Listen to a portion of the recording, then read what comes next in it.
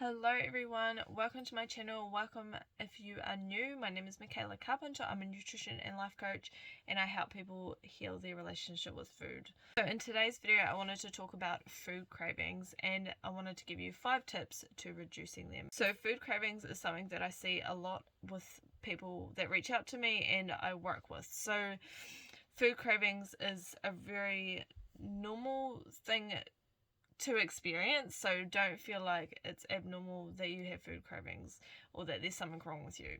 So food cravings are a very normal response to things such as hunger and restriction, and also things like emotional eating. So I just really wanted to break down 5 things you can do to start reducing food cravings. So we will get straight into it. So the first thing to reduce food cravings is to not go on restrictive diets. By going on these diets, we are restricting our calories, whether we're physically counting them or whether we're just having certain portions or certain sizes of foods throughout the day.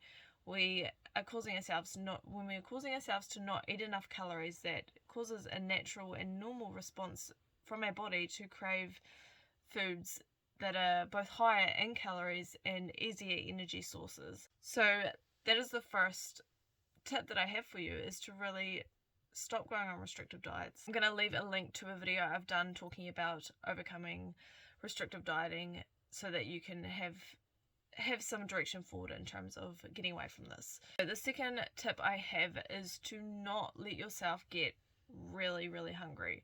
So obviously when we're really hungry, our bodies want easy energy and quick fixes, and these more often than not come in the form of processed foods and the less nutritious foods, which we find ourselves craving because they are high in energy and easier for our bodies to get that energy. So to really stop this from happening, just even having more snacks throughout the day, or if we know that at a certain time of the day we find ourselves getting really hungry, but we usually will hold ourselves off until a certain meal, really thinking about how we could add in maybe some fruit or something at those times where we are feeling that way, feeling really hungry, or starting to notice that we are feeling hungry, just having a wee snack to hold us over so that when we do have our meal or whatever it is that we're having, we're not really ravenous. We're not finding ourselves craving those less nutritious foods, those foods that we're not wanting to be craving.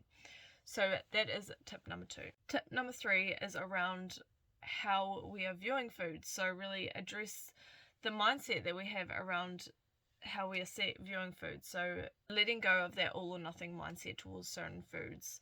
So by really shifting the focus towards taking care of our bodies and nourishing our bodies, rather than telling ourselves we cannot have certain foods or we are not allowed certain foods. Really just understanding and recognizing that no food is good or bad.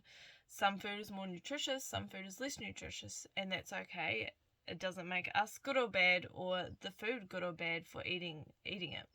So this is a really big mindset shift to be able to that is important to be able to address. So that is tip number 3 that I have for you. So the 4th tip is to focus on adding in more whole foods that are going to make you feel great, and just really getting excited about this, getting excited about how we can add more of this food into our diet, rather than focusing on the foods we're trying to not crave or the foods that we don't want to eat as much of.